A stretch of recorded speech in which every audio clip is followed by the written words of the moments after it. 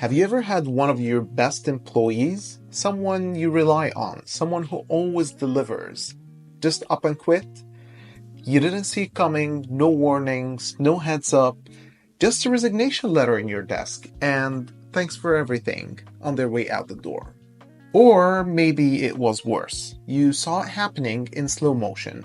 One day they're engaged and motivated, the next, they're checked out. They stop speaking up in meetings, they're doing the bare minimum, and then boom, they quit. Be honest, you didn't see it coming, right? And now you're scrambling to fill the gap, your team is overloaded, and your higher-ups, they need answers, which you don't have. So why are they really leaving?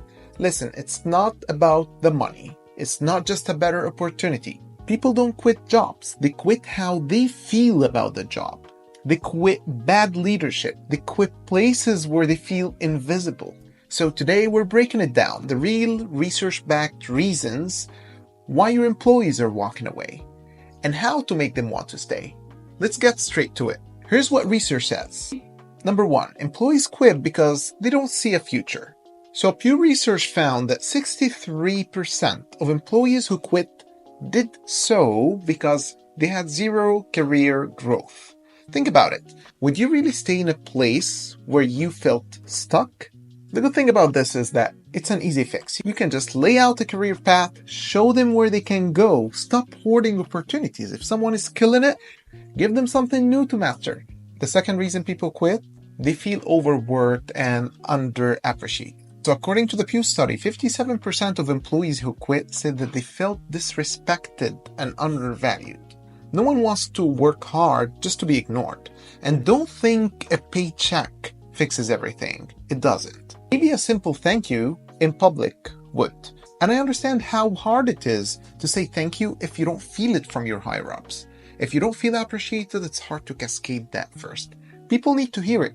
Stop rewarding your best people with just a burnout. Don't dump more work on them just because they can't handle it. If they're high performers, they need a recognition. They don't need more work that you need to take off your plate.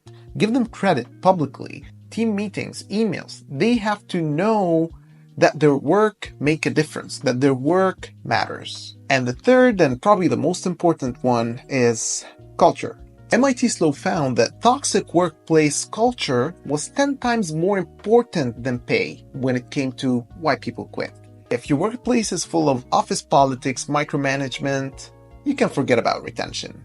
If you're a manager, you need to call out toxic behavior. Don't ignore it. If you see something, say something. Whether it's a bad boss or a toxic coworker, encourage real conversation. Create that psychological safety. Your employees should feel safe giving you feedback. Respect work-life balance. Overworked employees don't stick around. They just leave. You need to understand that. But before you wait for your employees to quit, you can read the signs that they're quitting soon. The number 1 sign that they're about to quit is that they stop speaking up. Someone who used to share ideas suddenly goes quiet. Don't think they don't speak up because they're happy. They don't speak up because they gave up already. Second sign, when they're doing the bare minimum, especially if they were high performers before. So they used to go the extra mile. Now they're just clocking in and out. They stop volunteering for projects. You want to question that. You want to understand why they're doing this. And then the third sign is that they start distancing themselves. They take more sick days, they show up late, they avoid team interaction, their attitude shifts, they just don't seem to care anymore. They just don't want to be there. They just want to get the job done and leave. They don't want to be part of this community. So if you see these signs, act. Don't wait until they hand their resignation.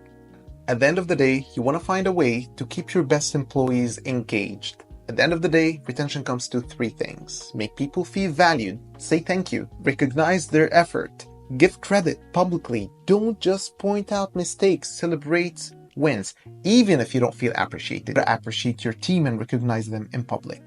Check in, ask, how's everything going? What do you need from me? Maybe they need something, maybe they don't want to speak up.